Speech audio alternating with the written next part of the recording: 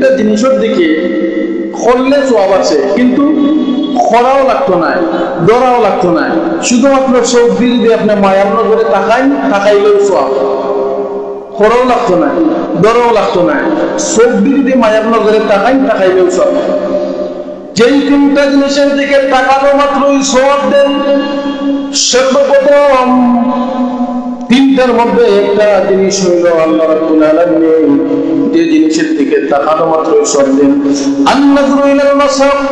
আল্লাহ রাব্বুল আলামিন পবিত্র কোরআনুল কারীমের দিকে যদি কোনো আল্লাহর গোলাম, যদি কোনো নবীর উম্মত পবিত্র কোরআনুল কারীমের দিকে মায়ার নজরে তাকায়, কোরআন পড়লে সওয়াব আছে না নাই?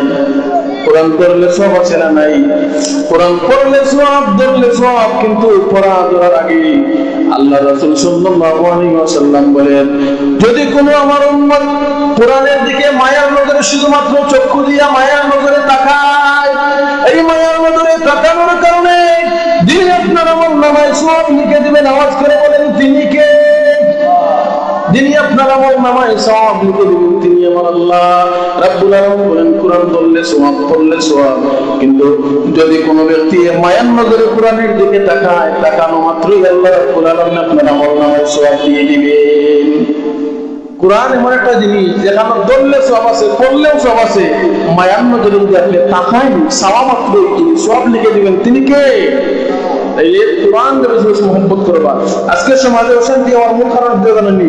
আজকের মানুষে কোরআন পড়ে না, কোরআন ধরে না, কোরআনের দ্বারা কাছে মানুষ নাই। কোরআন একসময় বরাবর সমাজে ফ্রিজের উপরে রাখা হয়েছে, মরসার জঙ্গার পড়িয়া আর মা করে গান বান্ধিয়া এখান গরুর ভিতরে জঙ্গার রয়েছে। এই কোরআন শরীফ পর কোনো মানুষে আদর সহকারে, যত্ন সহকারে খুলিয়া দেখে না। এখান যে ছোট ছোট কোন আবার আছে, বছরের পর বছর যায়। আগেরকার মাথাসি বলতে শুভরা পাইলে রমজান আইলে প্রথম দিকটা হইতো কোরআন শরীফ চতুর্দিকে কোরআনের আওয়াজ শোনা যাইতো, রহমত বরকত বেশি আছে। এখন কোরআন মানুষের করতে চায় না, যার কারণে বর্তমানে মানুষ এই ক্ষতিগ্রস্তর মাঝে আছে। দুই নম্বরে যে জিনিসের দিকে তাকানো মাত্রই সওয়াব পাওয়া যায়, দুই নম্বরে যে জিনিসের দিকে তাকানো মাত্রই সওয়াব পাওয়া যায়, রাসূলুল্লাহ সাল্লাল্লাহু আলাইহি ওয়াসাল্লাম বলেন, আন-নাযরু ইলাল ওয়াজহিল কাবা। যদি আপনি কাবার দিকে তাকান, কাবার দিকে তাকানো মাত্রই যিনি সওয়াব দিবেন তিনি কে? কাবার দিকে যদি মায়ার নজরে তাকাও, ও আল্লাহর গোলাম, নবীর উম্মত যদি কাবার দিকে মায়ার নজরে একবার কাবার দিকে তাকান, কাবার দিকে তাকানো মাত্রই আল্লাহ রাব্বুল আলামিন তোমার আমলনামায় সওয়াব দিয়ে দিবেন। কাবা চত্বরে দিলে তো গুনাহ মাফ আছে, কাবা জিয়ারত করলে তো গুনাহ সওয়াব আছে, কিন্তু কাবার দিকে যদি মায়ার নজরে তাকানো হয়, তাকানো মাত্রই আল্লাহ রাব্বুল আলামিন আপনার আমলনামায় সওয়াব যুক্ত করে দিবেন। কাবার দিকে তাকাইলেই সওয়াব পাওয়া যায়। তিন নম্বরে যে জিনিসের দিকে তাকানো মাত্রই সওয়াব পাওয়া যায়, তিন নম্বরে যে জিনিসের দিকে তাকানো মাত্রই সওয়াব পাওয়া যায়, রাসূলুল্লাহ সাল্লাল্লাহু আলাইহি ওয়াসাল্লাম বললেন, আন-নাযরু ইলাল ওয়াজহিল ওয়ালিদাইন। যদি আপনার পিতামাতার চেহারার দিকে কোনো সন্তান মায়ার নজরে একবার তাকায়, তাকানো মাত্র আল্লাহ রাব্বুল আলামিন তার আমলনামায় সওয়াব লিখে দেন। আল্লাহ রাব্বুল আলামিন বলেন, যদি পিতামাতার খেদমত করলে সওয়াব আছে, পিতামাতার মহব্বত করলে সওয়াব আছে, পিতামাতার উপদেশ মানলে সওয়াব আছে, পিতামাতার বাধ্য সন্তান হইলে সওয়াব আছে, কিন্তু পিতামাতার দিকে যদি মায়ার নজরে তাকানো হয়, মায়ার নজরে তাকালেই তিনি সওয়াব দিয়ে দেন। আওয়াজ করে বলেন, তিনি কে? পিতামাতার দিকে তাকানো মাত্রই সওয়াব পাওয়া যায়। এখন বর্তমান যুগে যে তিনটা জিনিসের কথা কইলাম, যেখানে তাকানো মাত্রই সওয়াব, চাইলে সওয়াব, আল্লাহ চোখ দিচ্ছেন তো দেখার লাগি, আল্লাহর নিয়ামত। মানুষ আজকাল এই চোখ কোন কাজে লাগাইতো? সঠিক কাজে লাগায় না।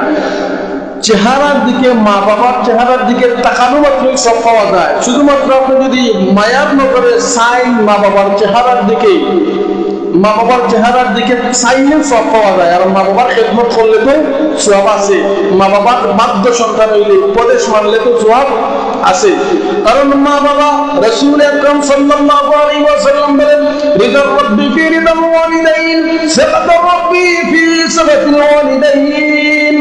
রাসূলুল্লাহ সাল্লাল্লাহু আলাইহি ওয়াসাল্লাম বললেন পিতামাতার সন্তুষ্টি মানে আল্লাহর সন্তুষ্টি, আর আল্লাহর সন্তুষ্টি পাইতে হলে তোমার পিতামাতার সন্তুষ্টি অর্জন করতে হবে। যদি পিতামাতা বেজার থাকে, পিতামাতা যদি আপনার উপরে নারাজ থাকে, তাই আল্লাহ নারাজ। আর আল্লাহ যদি খুশি করতে হয় তাহলে প্রথমে পিতামাতাকে খুশি করতে হবে। যেখানে পিতামাতা নারাজ আপনার উপরে, একটা সন্তান হিসেবে আপনার উপরে যদি আপনার পিতামাতা নারাজ থাকে তাহলে আল্লাহ রাব্বুল আলামিন আপনার উপরে নারাজ। আর পিতামাতা যদি সন্তুষ্ট হয়, রাসূলুল্লাহ সাল্লাল্লাহু আলাইহি ওয়াসাল্লাম বলেন রিদার রাব্বি ওয়া রিদাল ওয়ালিদাইন সাকাতার রাব্বি ওয়া সাকাতাল ওয়ালিদাইন। যদি পিতামাতা সন্তুষ্ট হয় তাহলে আপনার রব আপনার উপরে সন্তুষ্ট হবে। সুবহানাল্লাহ। যদি পিতামাতা সন্তুষ্ট হয় তাইলে কে সন্তুষ্ট? আল্লাহ সন্তুষ্ট। পিতামাতা অসন্তুষ্ট, দুনিয়া আপনার বরবাদ, আখিরাত আপনার বরবাদ। কারণ মা এবং বাবা বড় সম্মানের জিনিস। যে তিনটা জিনিসের কথা কইলাম, এই তিনটা জিনিস শুধুমাত্র তাকালেই সব পাওয়া যায়। কিতা পাওয়া যায়? চাইলে সব পাওয়া যায়। আপনি যদি চাইন মায়ার নগরী তাইলেও সব, চাইলেও সব পাইবা। এই হিসাবে চাওয়ার পরে তো আমল আছে। কোরআন পড়লে সব, পড়লে সব, চাইলেও সব। আপনি খালি চাইটা কেন দৌড়টা পড়তা, মা বাবার চেহারার দিকে চাইলেও সব। এর কারণে খালি চাইটা নেই, চাইলে তো সব আছে, কিন্তু খেদমত করতা, মা বাবার বাধ্য করতা, উপদেশ মানতা, মা বাবার মহব্বত করতা।